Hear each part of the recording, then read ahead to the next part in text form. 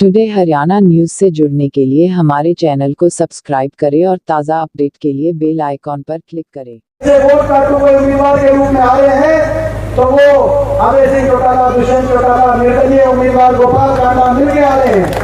ये वो एजेंट है, ये बीजेपी के एजेंट है जिनके बारे में बयान बीजेपी के मंत्री दे रहे हैं कि कुछ हमने अपने वोट काटू एजेंट बीच में आप लोगों के बीच में छोड़ दिए, जिनका केवल एक मकसद है विपक्ष की और कांग्रेस की वोट में श्रेणी लगाकर दोबारा से 750 किसानों की हत्यारी बीजेपी को चंडीगढ़ के सिंहासन में बिठाने का काम करना, एक ही मकसद के साथ आ रहे। ऐसे लोगों की सच्चाई को पहचानना साथियों। आपने देखा गोपाल कांडा ने क्या बयान दिया अभी पीछे 3-4 दिन पहले, क्या बयान दिया भाई आपने देखा हो? बीजेपी की मिलकर सरकार बनाएंगे, मतलब बीजेपी की मिलकर सरकार मिलजुल के हम सरकार बनाएंगे। वो असल में मुंह से निकल गई उसके, मैं बताऊं मुंह से निकल गई, क्योंकि इनका भागी मुंह से ना निकले। वो बात दिल की बात जुबान पे आ गई, आगे भी नहीं आ गई, दिल की बात जुबान पे। और यही और करेंगे, यही करेंगे। ये INLD के बारे में भी मैं बताना चाहता हूँ। INLD और अभय सिंह चौटाला के बारे में मैं हकीकत बताना चाहता हूँ। ये वो पार्टी है जो बीजेपी की ABCD बीजेपी की फैसिलिटी के रूप में बीजेपी के साथ 2014 में लोगों ने इनको मुख्य विपक्षी पार्टी का रोल दिया था। 19 सीट इनकी थी, 17 सीट कांग्रेस की थी। कभी आपने सोचा कि 14 में 17 सीट वाली कांग्रेस 31 सीट पर आ गई और 19 सीट वाली INLD 1 सीट पर आ गई? क्यों? क्योंकि 2014 से 19 तक बनाया तो लोगों ने मुख्य विपक्षी पार्टी का, लेकिन ये मुख्य सहयोगी पार्टी बन गई।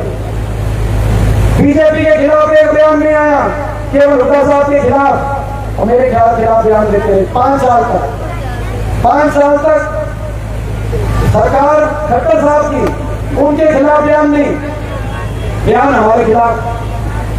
मुख्य सहयोगी पार्टी बन गए। राष्ट्रपति चुनाव में बीजेपी का साथ, उपराष्ट्रपति चुनाव में बीजेपी का साथ। 2014 में जब बीजेपी की सरकार बन रही थी और सरकार बन गई, और दुष्यंत जो 2014 में जो सरकार बन गई, उसके बाद राष्ट्रपति भवन में पहुंचे और राष्ट्रपति भवन में जाके समर्थन का पत्र दे दिया बीजेपी। ये हर मौके पे बीजेपी का साथ। मैं एक बात पूछना चाहता हूँ आपसे भाई, दिल्ली से बीजेपी के लीडर आते हैं तो उनके निशाना पे भी हम होते हैं कि नहीं होते हैं? पत्रकार पूछ रहे थे आज मुझसे कि अभय चौटाला ये बोल रहे थे कि भाई हुड्डा साहब के बारे में ये बोल रहे थे, वो बोल रहे थे, निशाना खा रहे थे हुड्डा साहब। मैं ये पूछना चाहता हूँ, मोदी जी आते हैं तो हुड्डा साहब पे निशाना, अमित शाह जी आते हैं तो हुड्डा साहब पे निशाना, नायब सिंह जी बोलते हैं तो हुड्डा साहब पे निशाना, खट्टर साहब बोलते हैं तो हुड्डा साहब पे निशाना, और अभय चौटाला बोलते हैं तो हुड्डा साहब पे निशाना। बताओ, चलो सबके निशाने पे हम, कुछ तो हमें भी होगा दम, ठीक बात है ना? तो मतलब इनके निशाने पे इसीलिए क्योंकि आपकी लड़ाई लड़ रहे हैं, ईमानदारी से लड़ाई लड़ रहे हैं, इनकी तरह बेईमानी से लड़ाई नहीं लड़ रहे। अभी आपने देखा ये INLD तो बीजेपी की इतनी ऐसी टीम है, बीजेपी ने अभी देखो, आपने कोई भी बीजेपी फैसला करती है तो सबसे पहले साथ मांगती है कि बीजेपी नहीं मांगती, लेकिन सबसे पहले साथ का हाथ INLD खड़ा करती है।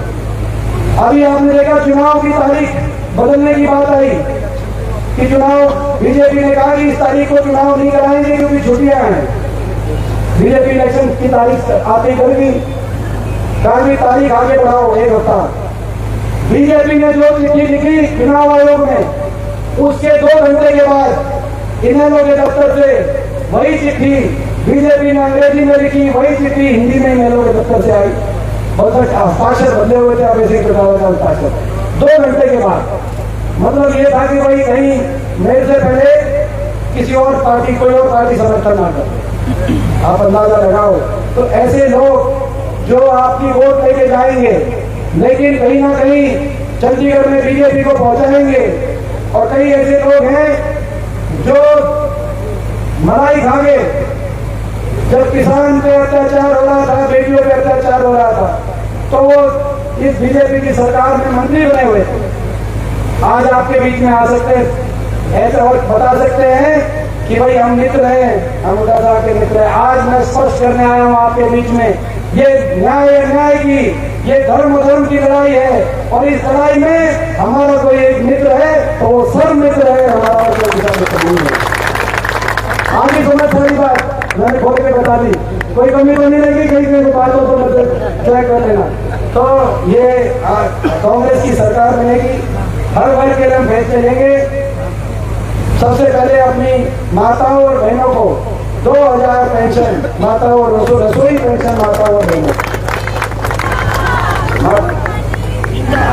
2000 पेंशन, बुढ़ापा पेंशन से कम उम्र की माता बहन के लिए 2000 पेंशन। भाई ने सबसे ज्यादा ताली बजाई, मैं भाई का धन्यवाद करता हूँ।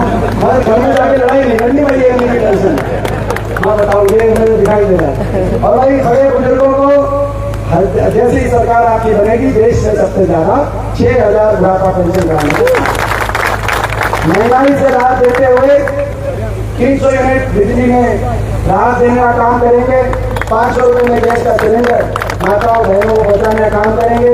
किसान को एमएसपी गारंटी दिलाने का हम कार्य करेंगे। और कर्मचारी को पेंशन स्कीम, ऐसी समाज बैकवर्ड समाज जो छत्तीस बिरादरी के हमारे गरीब परिवारों को 100 जो बीजेपी ने सारी स्कीम बंद कर दी, दोबारा लागू कराएंगे। 100 बच्चे फ्लैट दिलवाने का कार्य करेंगे और जरूरतमंद को 3.5 लाख तक की आर्थिक सहायता से मकान, जिसको जरूरतमंद को मकान की जरूरत है, गरीब आदमी को 10 साल से मकान नहीं है। आपने देखा कागज बनवाए, किसी गांव में मकान आ के मैं आपसे पूछना चाहता हूँ, रानियाल कहना आया तो मैंने कहा बाकी तो गया हरियाणा में रानियों में कोई आ गया तो मकान दिलवाने का काम करेंगे। और राजस्थान की कांग्रेस पार्टी की सरकार के तर्ज पर, जैसे राजस्थान में 10 लाख तक का सरकारी खर्च से इलाज की योजना थी, चिरंजीवी योजना, उसको बढ़ाकर हरियाणा में साहब ने घोषणा करी है 25 लाख तक। अगर भारी बीमारी हो जाए तो सरकारी खर्च से इलाज, कई बार कोई बड़ी बीमारी हो जाती है तो घर के घर बर्बाद हो जाते हैं। और भाई हरियाणा को, नौजवान को 2 लाख पक्की सरकारी नौकरी हरियाणा में दिलवाने का काम करेंगे और हरियाणा को नशा मुक्त बनाने का काम करेंगे। जो उद्धव साहब ने परसों बात कही, उस बात को हम दोहराना चाहते हैं। कान खोल के अपराधी सुन लें, कान खोल के नशे के तस्कर सुन लें। आपके पास 2-3 हफ्ते का टाइम है।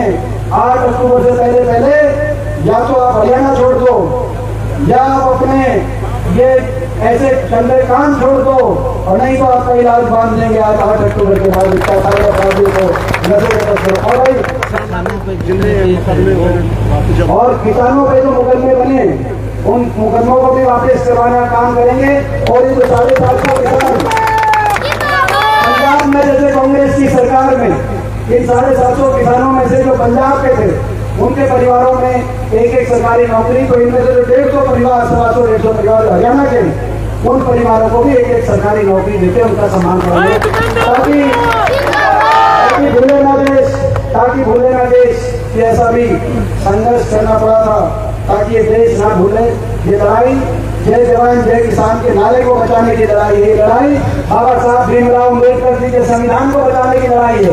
ये लड़ाई हमारी बेटियों के सम्मान को बचाए रखने की लड़ाई है।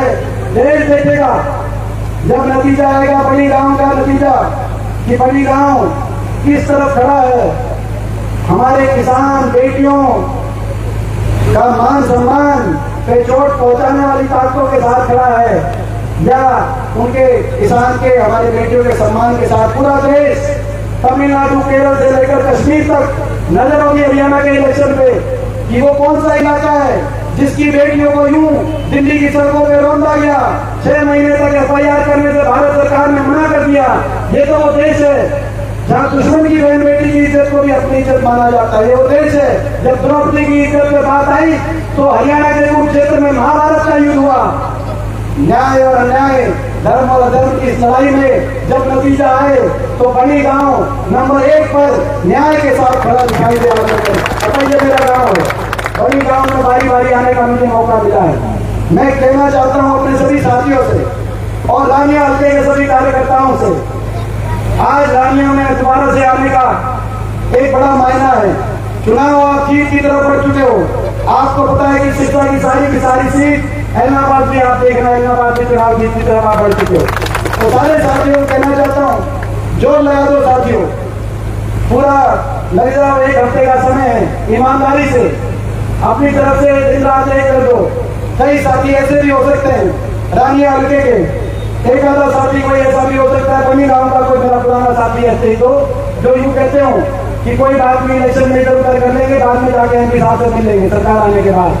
ऐसे भी साथी, मैं ऐसे साथियों को कहना चाहता हूँ कि भाई अगर आज जो हमारी बात रखेगा, 8 अक्टूबर के बाद हम उसकी बात रखेंगे, और आज जो हमारा ख्याल नहीं रखेगा हम कैसे उसका ख्याल रखेंगे भाई 8 अक्टूबर के बाद।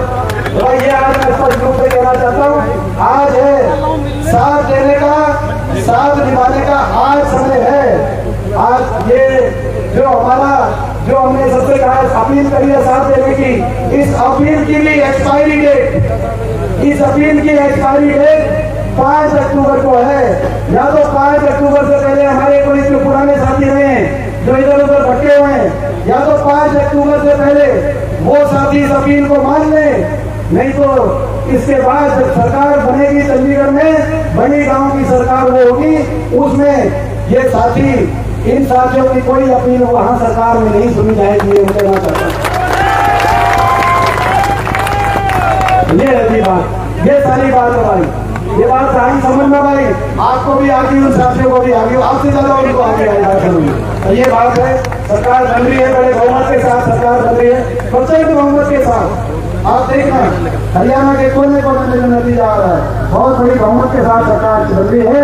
उस सरकार में आप सब मित्र मेरे भाई को, उस सरकार में यहाँ से बड़ी जीत देकर भेजो चंडीगढ़, इनको बड़ी जिम्मेदारी देने वाले काम कार्य करेंगे।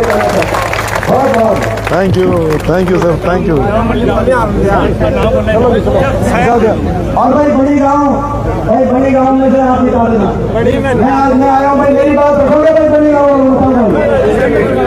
भाई, बड़ी गांव के इतिहास में लिखा जाए कि आपके हाथ बीच में हम आए थे, आपके बच्चे, आपने हमारी बात रखी। बहुत बहुत मैं धन्यवाद।